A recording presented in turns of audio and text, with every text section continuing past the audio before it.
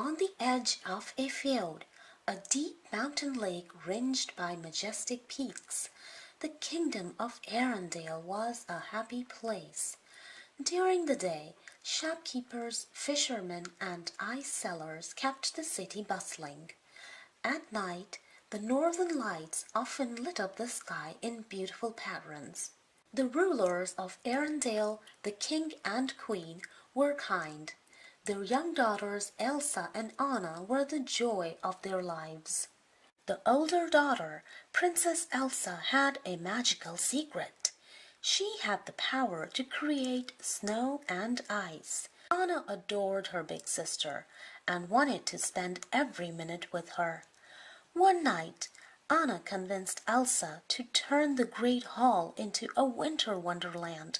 They made a snowman together, and then Elsa created ice slides so Anna could soar through the air. But Elsa accidentally hit Anna with a blast of icy magic. Anna fell to the ground, shivering. A streak of white appeared in her hair. The worried king and queen rushed their daughters to the trolls. They were mysterious healers who knew all about magic. A wise old troll was able to cure Anna by helping her to forget the injury and the magic. He also had a warning. Elsa's power will grow, he said. She must learn to control it. Elsa was afraid that she would hurt her sister again. She spent her time practicing to keep her magic under control. It was difficult, especially when she became upset. As a precaution, the king decided to keep the castle gates closed. Anna couldn't remember Elsa's magic, but she still wanted to play with Elsa. No matter how much Anna pleaded, Elsa refused to open her door. Years passed, but the girls didn't grow any closer, even when their parents were lost at sea.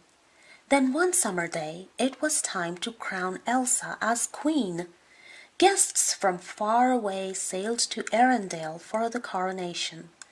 Anna was excited to meet so many new people, especially a handsome young prince named Hans. Meanwhile, Elsa was still struggling to hide her powers. She just hoped she could make it through the day. Suddenly, bells rang. The ceremony was about to begin. To Elsa's relief, the coronation went exactly as planned. Afterward, a party was held in the great hall. Anna and Prince Hans spent the evening laughing and talking. It was love at first sight. Anna introduced Hans to Elsa and announced that they were engaged. Elsa objected. "You can't marry a man you just met." "You can if it's true love," Anna replied. "My answer is no," Elsa said firmly, and started to leave the room.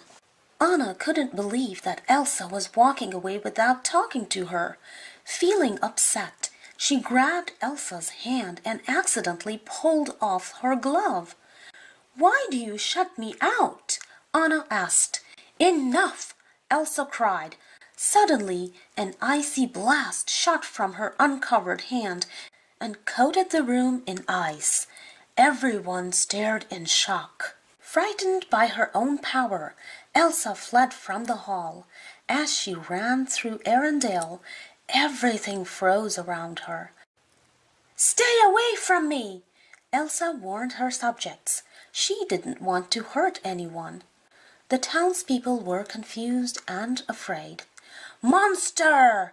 yelled the Duke. Even the fjord froze as Elsa stepped onto the water. All the ships were locked into the ice. Elsa quickly crossed the fjord and ran up into the mountains. As Elsa climbed higher, she let her powers loose for the first time. She didn't have to hide them. She used her magic to create a beautiful ice palace at the top of the mountain. It would be Elsa's new home, where she could be free and alone. She'd never hurt anyone again. Elsa's midsummer blizzard covered Arendelle with snow and ice. The whole kingdom was panicking. and Anna knew she had to find her sister.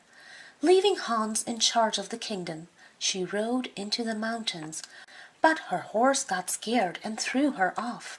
Anna was lucky to find a little trading post. Inside the trading post, Anna bought dry clothes. Just then, the door flew open. In came a mountain man covered in snow. His name was Kristoff, and he said that the storm was coming from the North Mountain. That gave Anna an idea. She found Kristoff in the stable with his reindeer Sven. She asked him to take her up the North Mountain to find Elsa. Kristoff agreed. "We leave at dawn."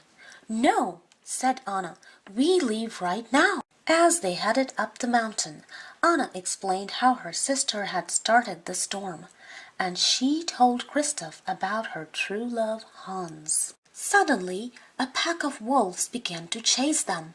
Working together, Anna, Kristoff, and Sven escaped by crossing a deep gorge, but Kristoff's sled crashed into the rocks below.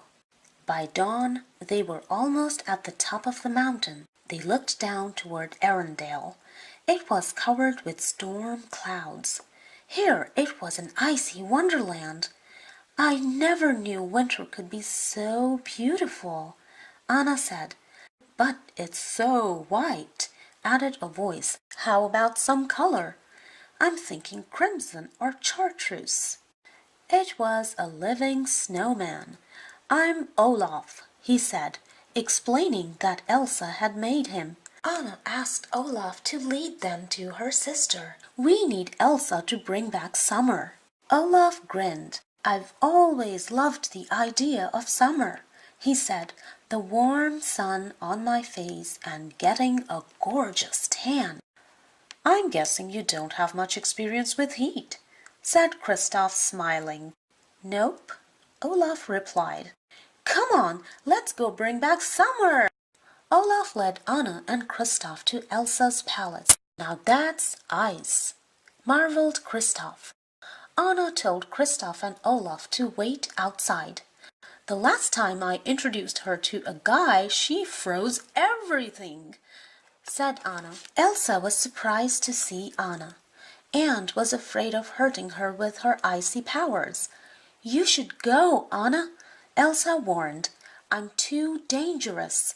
But Anna explained that Arendelle needed her help. Elsa felt scared because she didn't know how to unfreeze the kingdom. Anna was sure they could figure it out together, but Elsa just grew more upset. Frustrated, she cried out, "I can't!" An icy blast shot across the room and hit Anna in the chest. Elsa hadn't meant to hurt Anna, and she worried she might accidentally do it again. "Get out!" she shouted, conjuring up a giant snowman. The big snowman chased Anna, Kristoff, and Olaf to the edge of a cliff. They lowered themselves down, but the snowman grabbed the rope, desperate to escape. Anna cut the line. Luckily, a blanket of snow cushioned the fall. Everyone was safe, but something was wrong with Anna. Her hair was turning white. "What happened?" asked Kristoff. "Elsa hit me with her powers," Anna replied. Kristoff had an idea. "We need to go see my friends," he said. "They can help." Night fell as they arrived in the realm of the trolls. Seeing Kristoff, their friend, the trolls came out of hiding. An old troll said that Elsa had put ice in Anna's heart, which would make her freeze solid within a day. But there was still hope. "An act of true love can thaw a frozen heart," he explained. Olaf and Kristoff decided to take Anna back home. Surely Prince Hans could break the spell with his true love's kiss. Back in the kingdom, Hans had become alarmed when Anna's horse returned without her, so he railed volunteers to find her. Instead, Hans found the queen. Elsa tried to keep Hans and the others away from her, but during the struggle she was hit by falling ice and knocked unconscious. Kristoff brought Anna home to Arendelle Castle. Servants whisked Anna inside. Kristoff was starting to realize that he cared deeply for Anna, but he knew she was in grave danger, and she already had a true love. The servants brought her to the library, where she found a warm fire and Hans. Anna told him about the magic and how his true love's kiss could break the spell.